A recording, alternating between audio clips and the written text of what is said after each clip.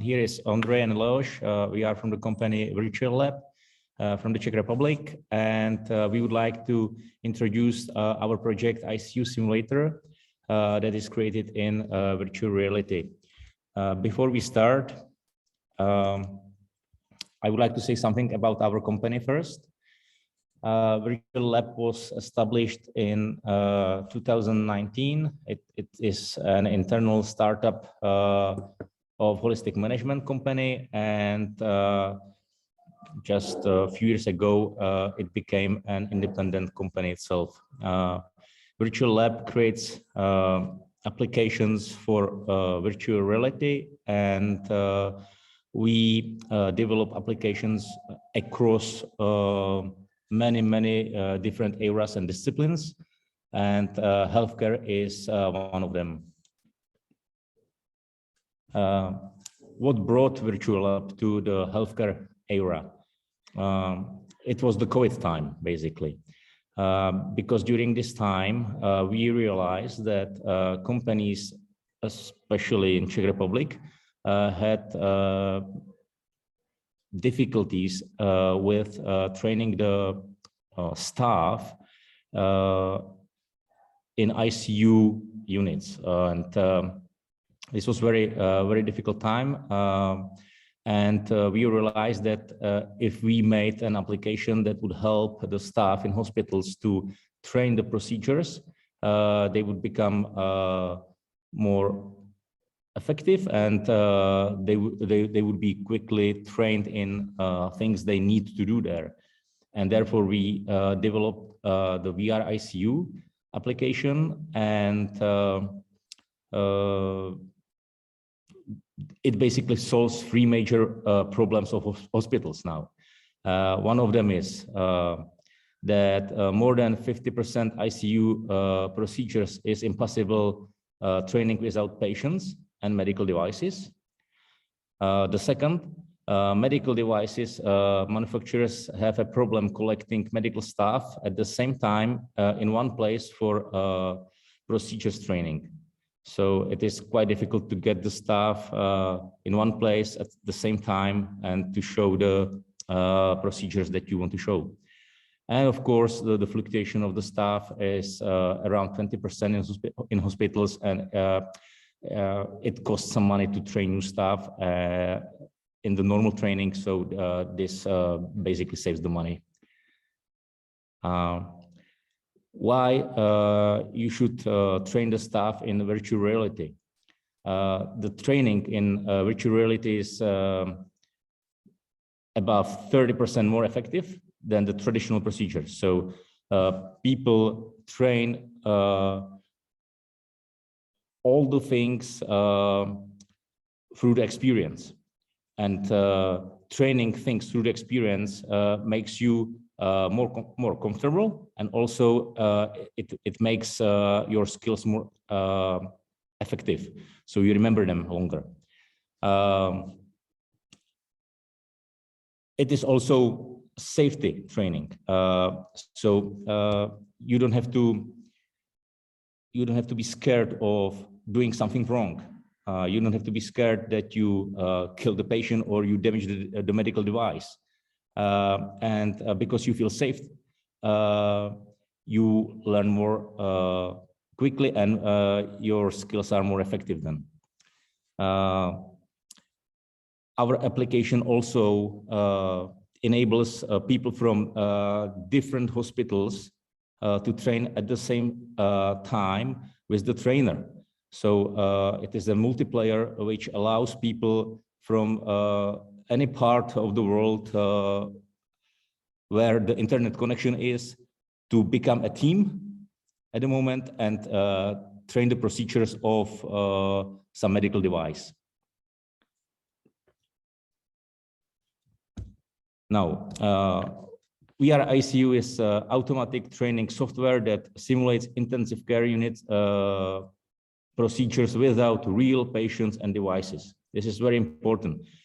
Because very often in the normal training, it is very difficult to get the medical device where you can train. And if you have this simulator, which we call a digital twin. You get a real feeling and you get a real experience without having the real medical device, and this is very important. You can learn how to set up the machine and how to operate the equipment. You can train the collaboration of the medical staff around it. You can train the people to make the critical decisions in critical situations. And you can also make a test at the end of the procedure, so you see how quickly the staff was able to set up the medical equipment.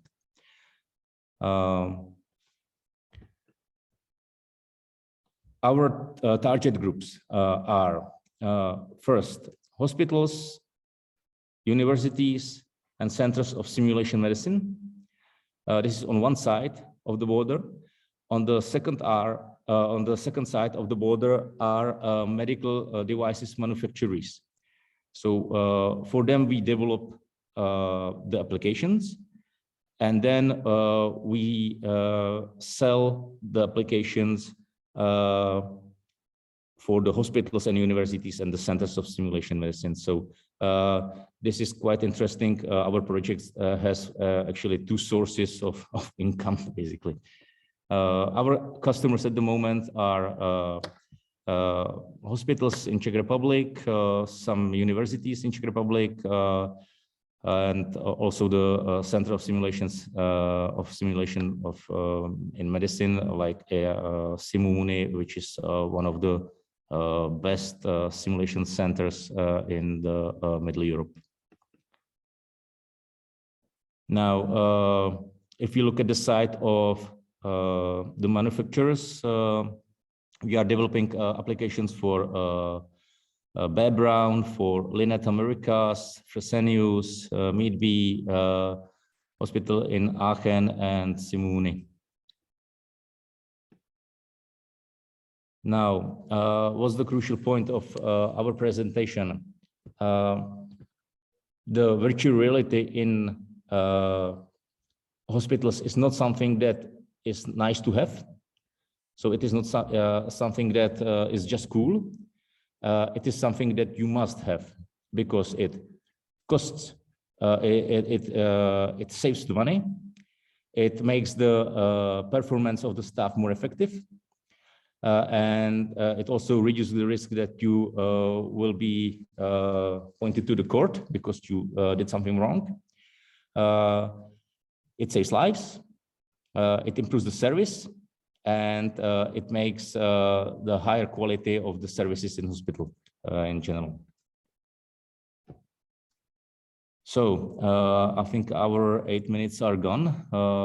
So now it is the time for your questions. So I ask you, feel free to ask whatever you want to ask, and we will try to answer your questions now. Thank you. Perfect. Thank you guys for the presentation. Thank you, Andrzej. It was fascinating to see this such trendy, and I would call it cool, but I don't think you like the word, so I'm not going to use it. So it was a fascinating presentation, of course, to see the virtual reality. The floor is yours, guys, for more questions if you have.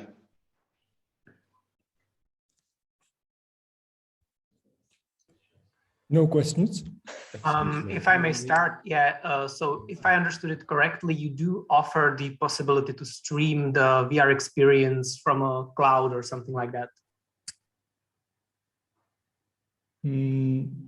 I think not, because we offer to use virtual reality as a training tool. I thought because of some medical practitioners can join others into one group or one training. So they still have to have some hardware installed in their facility to be able to experience that. Yes, basically they have to be equipped by our application, and then of course the hardware they can buy anywhere. Usually it works on the Quest 2 headset, which can be bought anywhere in the world. Yeah, so we only download the application into the hardware, and then they can freely use it. Thank you. Welcome. Hi. If I understand you correctly, I mean, with the question before that I heard, can you do an application for a particular procedure, for example? Is Yes. it possible? Okay. Yeah. So let's basically, say, I'm sorry. Sorry to disturb. So basically, you can do any other procedure, whether it's general, orthopedics, or whatever, into the VR system, whatever the case. Okay. Yes, exactly. Okay. Yeah. If we should say some example, let's say a ventilator. So we make the digital twin of the device, of the medical device, and then whoever, let's say some staff from the medical team puts the headset on, and the ventilator appears in front of him or her, and he starts setting up the whole procedure of the ventilator, and then he or she can connect it to the patient and set up the whole thing as it would be a normal real ventilator. Okay.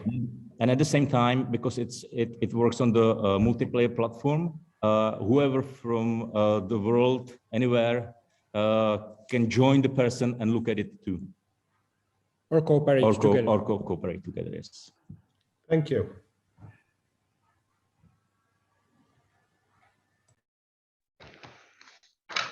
So guys, I also have a question. What are the markets that you are interested in? I suppose mainly Europe, but you know, if you have some preference, specific countries, let's say. Yeah, not only Europe. Of course, it's easier for us if we stay within the borders of European Union. But at the moment, we also entered the United States market, and we are looking for the ways how to introduce our application there. So yes, I would say like Europe and United States are the major markets for us now. But basically, this can be used anywhere in any country in the world. So there are no borders. So sure. I suppose like that's like a digital technology. I would just have a follow-up question on that. Like, is the acceptance rate the same in Europe and in the United States, for example? Like, is it the same process to implement the technology in the healthcare system, of course? Mm-hmm. No, of course, there are some differences because American hospitals, they work on a platform of clusters, and there are like different ways how to get into the market than in Europe. But in a way, it is easier there than in Europe because they don't have so many restrictions as we do have here. So we'll see. We are just entering the market right now, so I believe that some difficulties or obstacles will appear, but at the moment it seems to be easier than in Europe. All right, perfect. Thank you. May I ask, in hospitals, which areas are they used mostly? Like surgical areas or teaching areas? Which areas do you use them mostly? Mm-hmm. We aim our app on intensive care units. So this is like 99%. The app is focused on ICU. However, at the moment, some of the producers, they ask us already to develop applications that are from other areas of hospitals. So we are looking at the potential and things how we can help hospitals to use virtual reality in different areas than just intensive care units. Yeah, and now we are preparing the special application for our client for training intubation for rescues in Germany. So it's also in first aid. Yes, can be. Yes. Hi there, just a quick question. So do you have any current customers right now, or do you have any test sites? Yes, we do have current customers. We already developed application for background and for their device Omni, which filters kidneys. And the same thing we already developed for Fresenius. These two machines are the most difficult for teaching the staff to train the procedures on. So on these two machines, we could see how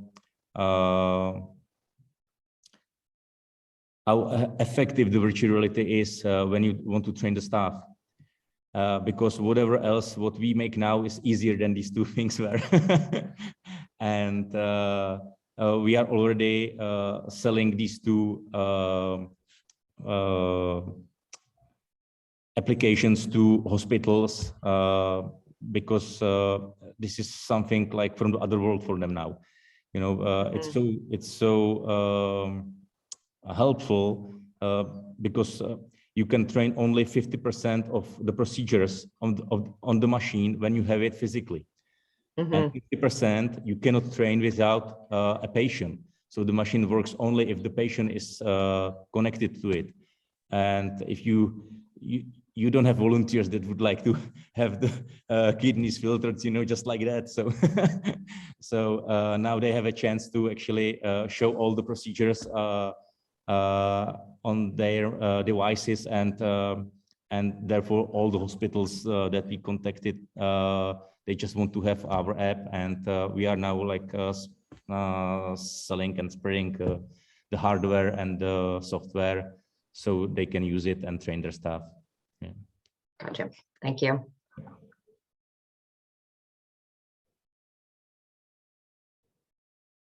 So guys, also I have one more question for you. Is there some gap between the virtual reality and the like actual reality in terms of the training? For example, like you know, if you have a headset on, then you probably should feel, or like you know, in real life you feel with your fingers. And like in the virtual reality, I saw that there's like a laser pointer also, and also like if you want to open a door, then it's like, you know, automatically grabs the door.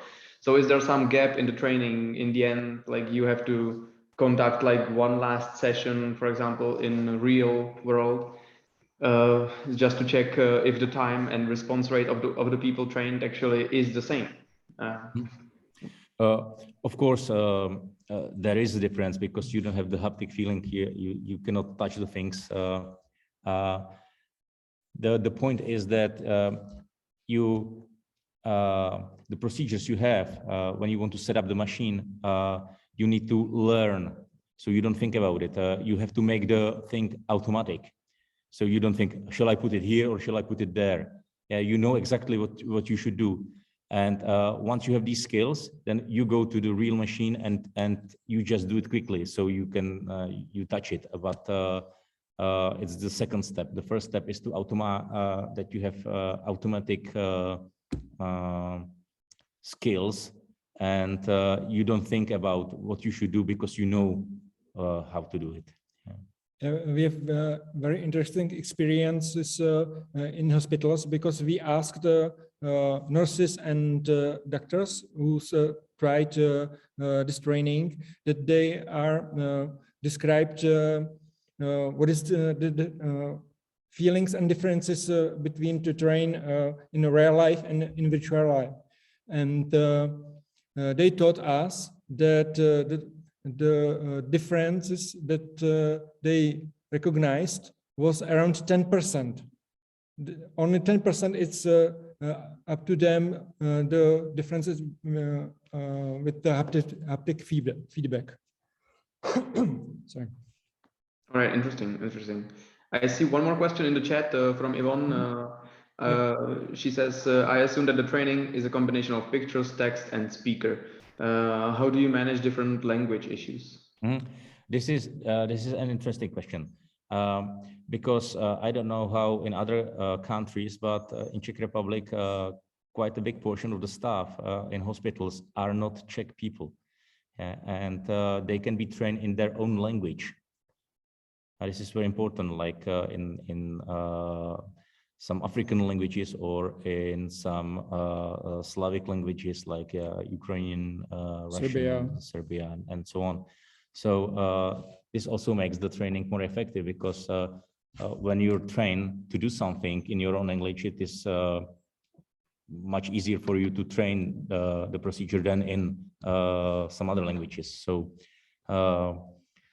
basically, the application works that there is a voice that tells you what you should do. The voice tells you the steps. It can be switched on or off. It's up to you whether you want to have the guide or not. But the voice is in languages that the hospital needs. So if the hospital knows that I have the medical staff from this, and this country, so yes, the application will speak, I don't know, Romanian, Bulgarian, Serbian, Ukrainian, and so on. Yeah. If you go inside the application, you can choose the language scenario.